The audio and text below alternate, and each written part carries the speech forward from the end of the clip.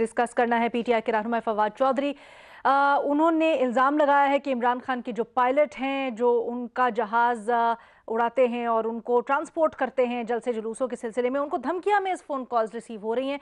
इसके ऊपर अपने तज्जियाकारों की राय जानेंगे जो फवाद चौधरी साहब मुतालबा करें इस सिलसिले में। उसके ऊपर शिबली फराज की स्टेटमेंट को भी, जो इलेक्शंस और 2018 में आरटीएस बैठने से मुतल्लिक है, ज़ेरे गौर लाएंगे, इसके ऊपर बहस करेंगे। लेकिन सबसे पहले हम बात करेंगे प्रोग्राम में जो सियासत में सियासी मुखालिफिन के ऊपर इंतकामी कार्रवाइयाँ होती हैं उससे मुतल्लिक। जब 2-3 दिन से पाकिस्तान तहरीक इंसाफ की तरफ से इल्ज़ाम लगाया जा रहा है मौजूदा हुकूमत के ऊपर कि सियासी इंतकामी कार्रवाइयाँ की जा रही हैं, तो ऐसे में बात निकली राना सनाउल्लाह के केस की, जिसमें राना सनाउल्लाह साहब के ऊपर मनशियात का केस बनाया गया था गुज़श्ता दौरे हुकूमत में।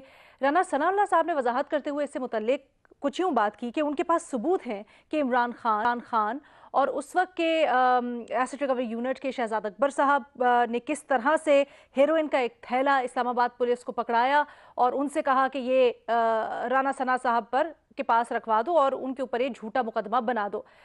इससे मुतल्लिक, इस मामले से मुतल्लिक, केस से मुतल्लिक स्पेशली जब जावेद चौधरी साहब ने अपने प्रोग्राम में फवाद चौधरी साहब को बुलाकर सवाल किया, तो फवाद चौधरी साहब ने ये इंकशाफ किया और ये एतराफ़ किया कि जो राना सनाउल्लाह साहब के ऊपर केस था वो बोगस था।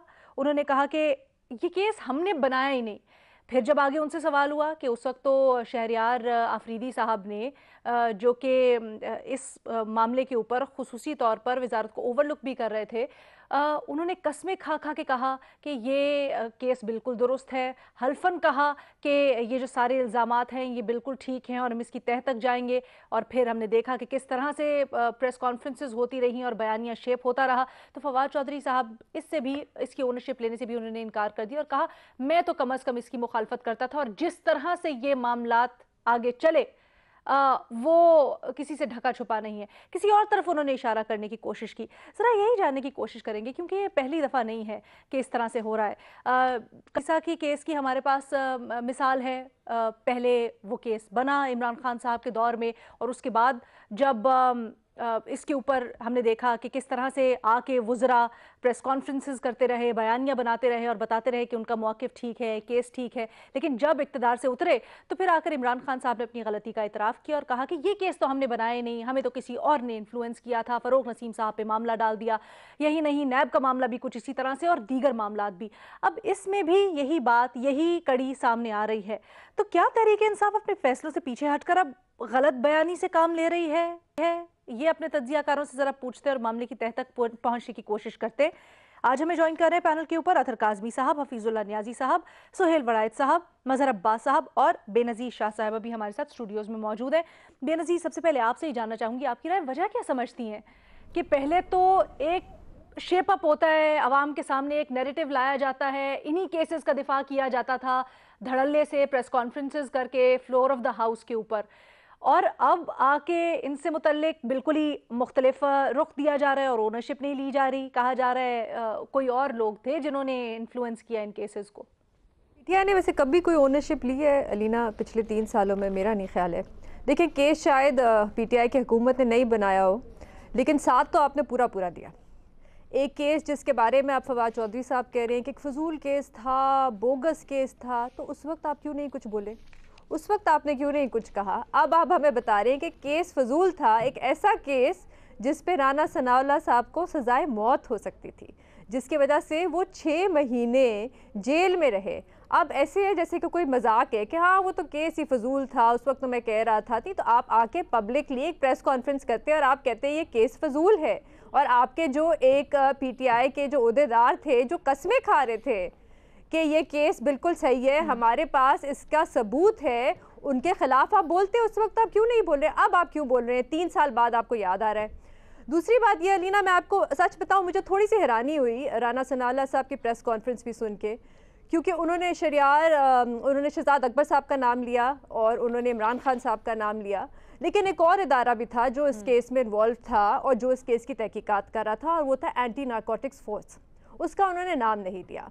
जबकि जो डीजी थे उस वक्त के एंटी नारकोटिक्स फोर्स के, वो शहरयार अफरीदी के साथ बैठे हुए थे उस प्रेस कॉन्फ्रेंस में, जिसमें वो कह रहे थे शहरयार अफरीदी साहब कि हमारे पास वीडियो एविडेंस है और वो बैठे हुए थे उस वक्त, उन्होंने नहीं कहा कि कोई वीडियो एविडेंस नहीं है। उनके वकील ने अदालत में जाके कहा कि हमारे पास सबूत है, वक्त आने पे हम देंगे। उनके बारे में ANF के बारे में लाहौर हाई कोर्ट ने अपने फैसले में लिखा कि बड़ी अजीब सी बात है कि राना सनाउल्लाह साहब को गिरफ्तार कर लिया लेकिन उनका फिजिकल रिमांड नहीं मांगा ANF ने तहकीकात करने के लिए। उसमें यह भी लिखा हुआ था फैसले में कि बड़ी अजीब सी बात है कि कहा गया कि 15 किलोग्राम हेरोइन पकड़ी गई लेकिन एक छोटा सा सैंपल भेजा गया टेस्टिंग के लिए, कोई रिकॉर्ड ही नहीं है कि वो किधर है या वो कितनी पकड़ी गई।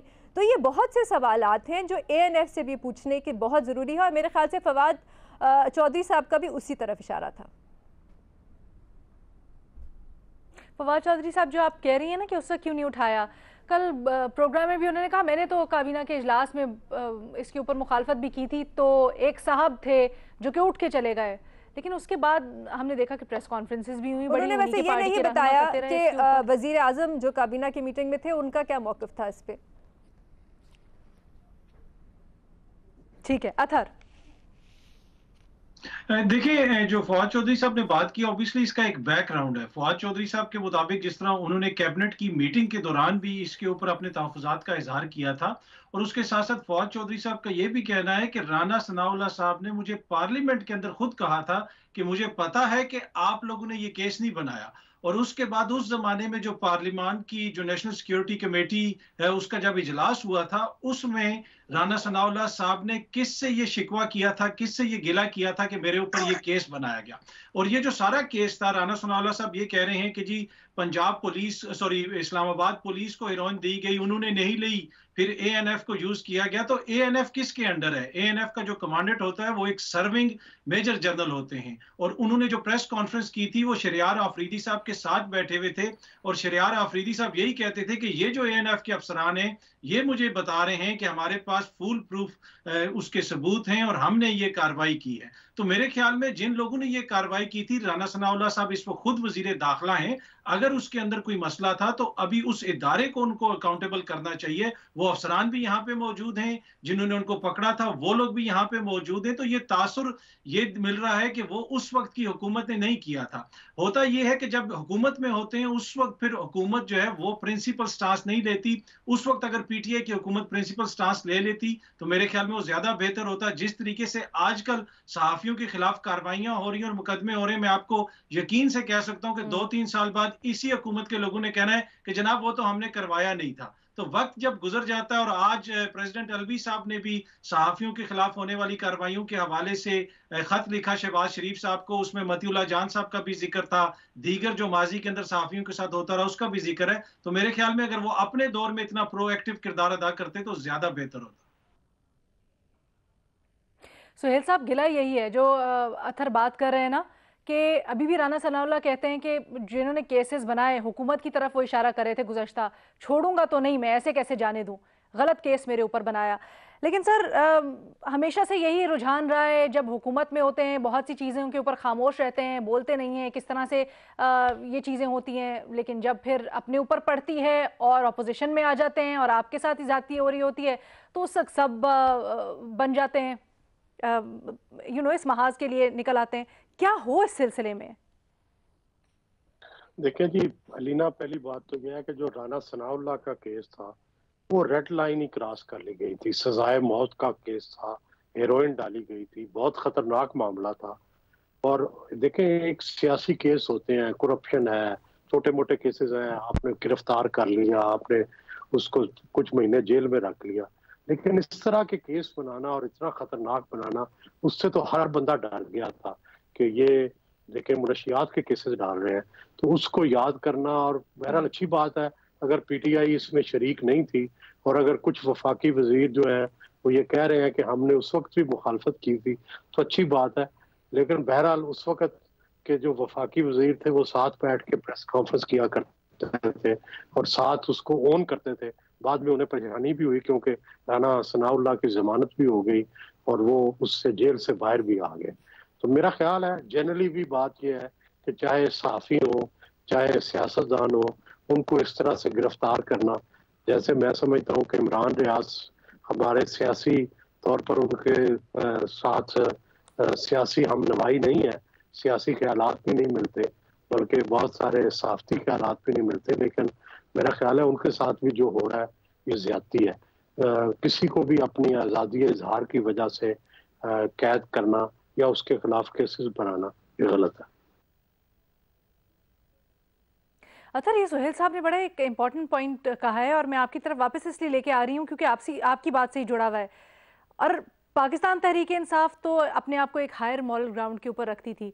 क्या आपको चाहिए नहीं, अगर फवाद चौधरी साहब ने मीटिंग्स के अंदर वो समझते नहीं थे कि ये सही केस था, तो फिर आकर पाकिस्तान तहरीक इंसाफ मुखालफत भी करती है इसकी?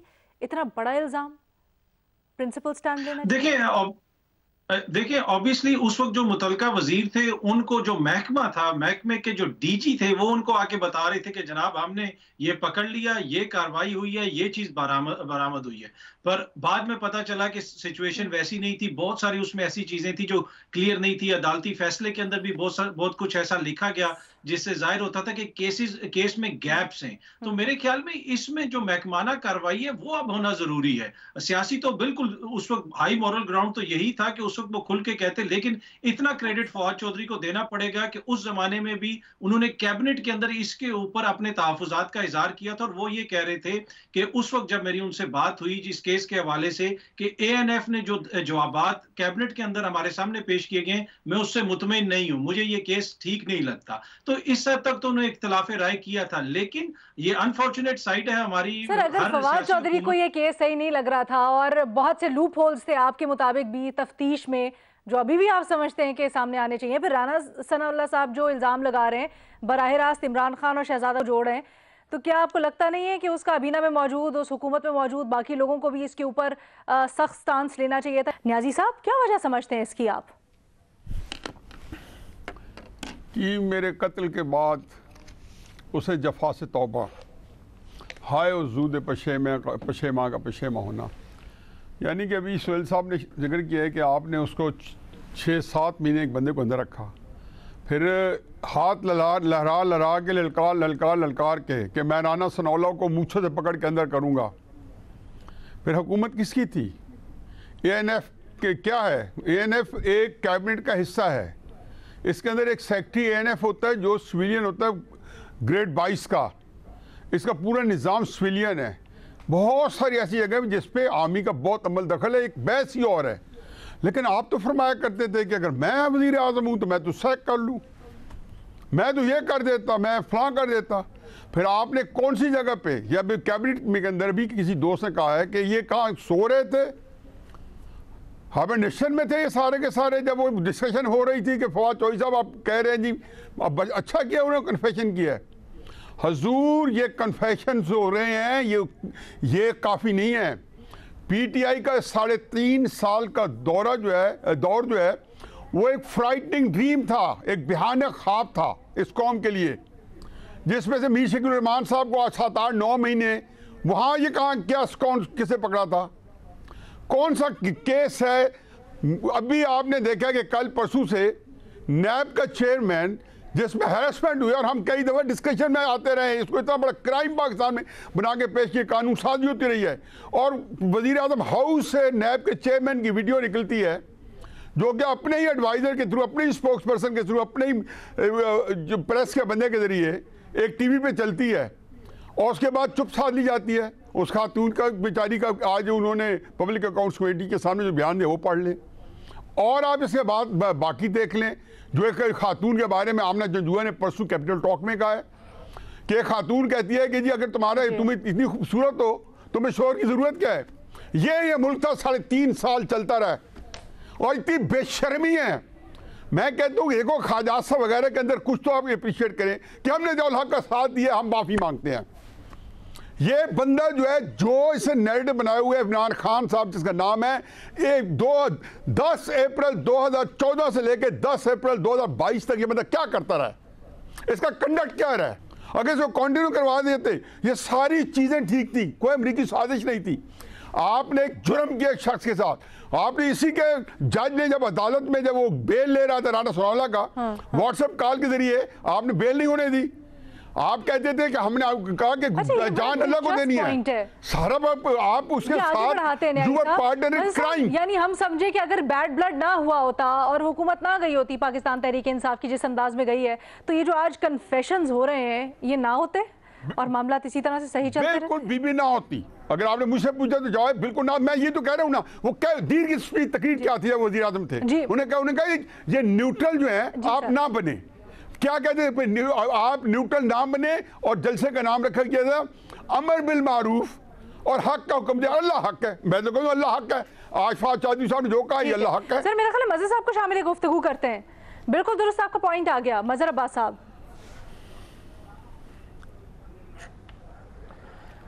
देखिए शहरयार आफरीदी ने जो पार्लियामेंट में तकरीर की थी इस हवाले से, उसके क्लिप निकालें, जो दावे किए थे उन्होंने उसके क्लिप निकालें। तो सबसे पहले तो शहरयार आफरीदी पब्लिकली माफी मांगे इस बात की कि वो केस के हवाले से उनके जो दावे थे वो बिल्कुल गलत थे। और आप तसव्वुर करें कि अगर फवाद चौधरी आज ये बात कह रहे हैं और उस वक्त भी शायद कही होगी, स्पीडी ट्रायल हो जाता। स्पीडी ट्रायल में राना सनाउल्लाह को सजाए मौत हो जाती। तो इस कन्फेशन का मैं आज क्या करता। मतलब आपने इतना संगीन इल्जाम लगाया जिसकी जो सजा है वो सजाए मौत है। और वैसे अगर आप देखें तो ये नॉन बेलेबल ऑफेंस था। उस पर शहरयार आफरीदी ने पार्लियामेंट में जाके कस्में खाकर ये बातें की थी कि अगर ये गलत साबित हो जाए तो मुझे ये कर दें वो कर दें, पता नहीं क्या क्या कहा। आप वो क्लिप निकालें जी। और उसके बाद फर्ज करें हुकूमत जो है इसको स्पीडी ट्रायल में करती और स्पीडी ट्रायल जो है उसे सजाए मौत देता। मतलब हम तसव्वुर तो करें कि हम किस जगह पे आके पहुंच गए हैं। अभी ये जिस तरह इमरान रियाज की हमारे दोस्तों ने बात की, उससे लाख इख्तलाफ सही, लाख उससे आप दो पॉइंट ऑफ व्यू हो सकते हैं। 20 एफआईआर में 20 कंप्लेनेंट्स। बगावत का मुकदमा कोई आसान चीज होती है बनाना। मतलब एक आदमी, एक जर्नलिस्ट जिसके 50 व्यूज हो सकते हैं, इख्तलाफ वो कर सकते हैं, लेकिन ऐसा ट्रीट किया जा रहा है जैसे वो कोई टेररिस्ट है, जैसे वो कोई ट्रेटर है। और अगर आपको ट्रेटर नजर भी आता है तो एक मुकदमा बना लें जी, अदालत में पेश कर दें।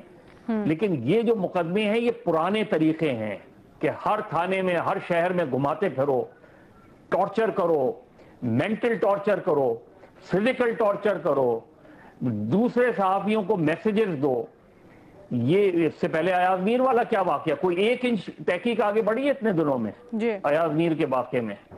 तो हमारे यहाँ ये मुकदमात बनाए सियासी मकासद के लिए जाते हैं, हरासमेंट के लिए किए जाते हैं ये सारे मुकदमात।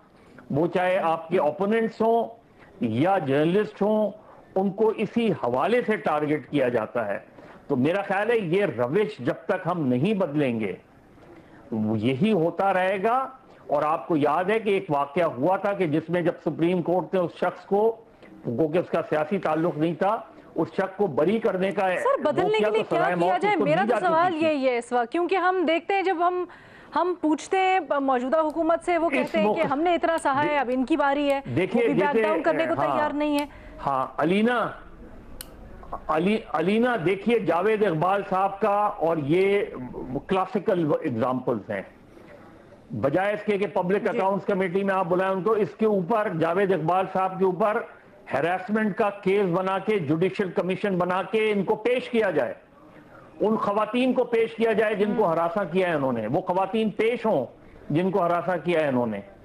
एग्जाम्पल तो बनाए। ये केस जो है इसमें एएनएफ जिम्मेदार है।